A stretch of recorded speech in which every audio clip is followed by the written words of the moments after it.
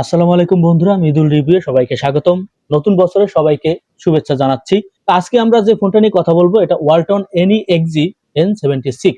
ফোনটা রেয়ারের দিকে তাকালেই মনে হবে যে আইফোন 17 একদম হুবহু কপি। অনেকে যদি দূর থেকে ফলো করে তাহলে মনে করবে হাতে আইফোন 17ই আছে, কিন্তু না, এটা আইফোন 17 নয়, এটা হচ্ছে এনি এক্সজি N76। তো এই ফোনটাতে আমরা 6000 mAh ব্যাটারি পাচ্ছি, 120 হার্জ ডিসপ্লে রিফ্রেশ রেট পাচ্ছি, 52 মেগাপিক্সেল ক্যামেরা পাচ্ছি। ওয়ালটন বাংলাদেশি তৈরি, আমরা সকলেই জানি। তো আরো বিস্তারিত জানবো এই ভিডিওতে।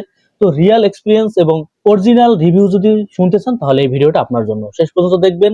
পুরো ভিডিওটা যদি দেখেন তাহলে আপনি ফোনটা সম্পর্কে পুরো ক্লিয়ার হয়ে যাবেন। প্রথমে আমরা ফোনটার দাম, ভেরিয়েন্ট নিয়ে কথা বলবো। এই ফোনটা আপনার অফিসিয়ালি পাবেন একটা ভেরিয়েন্টে 14,499 টাকায়, 8 জিবি র্যাম এবং 128 জিবি রম। তো আমরা ফোনটার বিল্ড কোয়ালিটি, ফোনটা দেখতে কেমন সেটা তো একটু ধারণা দিয়েছি। তো ফোনটা আপনারা যখনই বক্স থেকে খুলবেন, খোলার সাথে সাথে কিন্তু আপনারা ফোনটা হাতে পাবেন। তার সাথে পেয়ে যাবেন টাইপ কেবল সি, সিম খোলার জন্য এজেক্টর আর কাগজপত্র পেয়ে যাবেন। ডিজাইনটা একদমই ওই যে বললাম আইফোনের মতো দেখতে, এবং 6.9 ইঞ্চি বড়সড় একটা ডিসপ্লে দেখতে পাবেন। ওয়াটার ড্রপ নস এই জায়গায় হতাশ করছে। দামটা তো আমি বললাম, এই দামে আমরা কিন্তু পাঞ্চুয়াল কাট পাই। আরো যদি ফোনটার সাইডে একটু নজর দেই, আপনার ফিঙ্গারপ্রিন্ট সেন্সরটা পেয়ে যাবেন সাইডে, পাওয়ার বাটনে ফেস আনলকও আছে IP64, যা ধুলোবালি হালকা পানি থেকে আপনারা ফোনটা রক্ষা করতে পারবেন। সাথে আরো পাচ্ছেন FM রেডিও এবং 3.5 mm হেডফোন জ্যাক, যেটা আমরা সকলেই কিন্তু অনেক ফোনে মিস করি, এখানে আপনারা পেয়ে যাচ্ছে। আর এই হেডফোন জ্যাক থাকলে কিন্তু অনেকেই ফোনটা পছন্দ করে। তো আমরা ফোনটা ডিসপ্লে নিয়ে একটু কথাবার্তা বলবো। ফোনটা আপনারা এখানে পেয়ে যাচ্ছেন 6.9 IPS ইনসিয়াল ডিসপ্লে। এই ডিসপ্লে নিয়ে একটু কথাবার্তা বলবো, এবং HD প্লাস রেজুলেশন পাচ্ছেন, 120 হার্জ রিফ্রেশ রেট পাচ্ছেন, গরিলা গ্লাসের প্রোটেকশনও পাচ্ছেন। তবে এই বাজেটে 120 হার্জ ঠিক আছে, অনেস্টলি গুড আমি বলবো।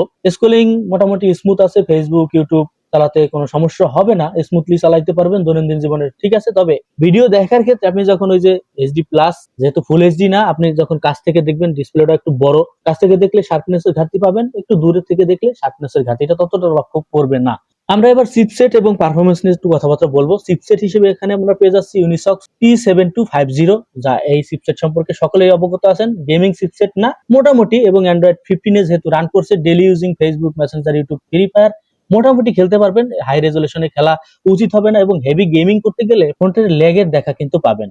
নরমালি ইউজ করতে পারবেন, এবং এর সাথে সাথে 2D টাইপের গেম কিন্তু অনায়াসেই খেলতে পারবেন, এখানে তেমন কোনো প্রবলেম হবে না। যেহেতু র্যামটাও বেশি আছে, 8 জিবি র্যাম, সেই ক্ষেত্রে আপনার স্ক্রলিং বা রানে রেখে মোটামুটি 4-5টা অ্যাপ কিন্তু অনায়াসে ইউজ করতে পারবেন, ক্র্যাশ করবে না। এবার আমরা ক্যামেরা নিয়ে কথা বলবো। আপনারা রেয়ারের দিকে ওই যে আইফোনের মতোই দেখতে পাবেন, তবে কাজের এখানে একটাই ক্যামেরা, 52 মেগাপিক্সেল মেইন সেন্সর, যেটা দিয়ে আপনি দুর্দান্ত ক্যামেরায় আমি বলবো এখানে এই দামে মোটামুটি ভালোই ক্যামেরা দিচ্ছে ডে লাইটে। তবে লো লাইটে আপনাকে একটু হিমশিম খেতেই হবে। এভারেজ জাতীয় ক্যামেরা, মানে এই বাজেটে আপনার যেমন ক্যামেরা দেখতে পান এমনই আছে। আর এখানে আপনার 1080p তে ভিডিও করতে পারবেন। ফ্রন্টে পাচ্ছেন 8 মেগা সেলফি। এখানে আমি বলবো যে 8 মেগা সেলফি ঠিক আছে, এই দামে 32 মেগাও পাই, তবে এই দামে আমরা দেখছি 5 মেগাও দেয়। সেই ক্ষেত্রে আমি বলবো ঠিক আছে, ডে লাইটে ছবি ভালোই আসে, মোটামুটি সোশ্যাল মিডিয়াতে রেডি টাইপের ফটোই পাবেন। নাইট মোডে আপনাকে এভারেজ এই বাজেটে যেমন দেখতে পান এমনই এভারেজ। তো লো লাইটে আপনাকে একটু হিমশিম খেলতে হবে। আপনি ভিডিও কল বা রিলসে মোটামুটি একটা আউটপুট পাবেন, ওই যে বললাম ডে লাইটে ভালো একটা আউটপুট পাবেন। এবার আমরা ব্যাটারি এবং চার্জিং নিয়ে কথাবার্তা বলবো। ব্যাটারি হিসেবে আপনার এখানে পেয়ে যাচ্ছেন 6000 mAh ব্যাটারি, এই দামে আমি বলবো ঠিক আছে, এখানে আর হতাশ করেনি। এই ফোনটাকে চার্জ করার জন্য আপনারা পেয়ে যাচ্ছেন 18 ওয়াট ফাস্ট চার্জিং। তবে 18 ওয়াটের জায়গায় একটু ঘাটতি হয়, কারণ যেহেতু 6000 mAh ব্যাটারি, এখানে 32 ওয়াট দিলে আর একটু ফাস্ট হইতো। বাজেটের দিকে ঠিক আছে, তবে আর একটু দিতে পারতো এই জায়গায়। বাজেট তো একদম খারাপও না, 14,000 টাকারও আপ, তো সেই ক্ষেত্রে এখানে 32 ওয়াট বা একটু বাড়াই দিতে পারতো।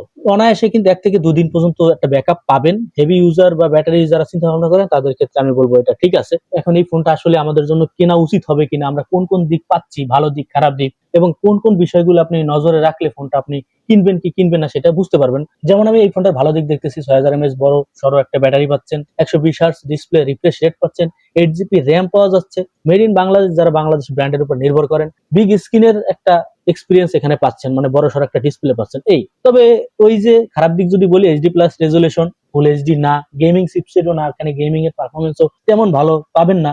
8 ওয়াট চার্জিং একটু স্লো, এখানে আমার একটু মনে হয় ঘাটতি আছে। তো এই ফোনটা কারা কিনবেন? যাদের ব্যাটারি ব্যাকআপ ভালো থাকে, যারা আউটসাইডে বেশি সময় পাস করেন, তাদের ক্ষেত্রে একটু ব্যাটারি ব্যাকআপ ভালো দরকার, তারা এটা ইউজ করতে পারেন। ঘরে যদি সিনিয়র সিটিজেন থাকে, অথবা নতুন ইউজার হিসেবে, যে আপনি নতুন, আপনার একটা স্মার্টফোন দরকার, সেই ক্ষেত্রে আপনি এটা টুকটাক ইউজের জন্য অথবা সোশ্যাল মিডিয়ার জন্য ইউজ করতে পারেন। তো এই ফোনটা আসলে আপনাদের কেমন লাগছে বা রিভিউটা কেমন লাগছে সেটা অবশ্যই কমেন্টে জানাবেন। ফোনটা আপনি কিনবেন কি কিনবেন না, আপনার কাছে কোন দিকটা খারাপ অথবা কোন দিকটা ভালো মনে হয়েছে, আপনার টোটাল বিষয়টাও কিন্তু কমেন্টে জানাইতে পারেন। ভিডিওটা যদি ভালো লাগে লাইক করবেন, শেয়ার করবেন এবং এরকম অনেস্টলি রিভিউ পেতে চাইলে অবশ্যই চ্যানেলটাকে সাবস্ক্রাইব করে পাশে থাকবেন।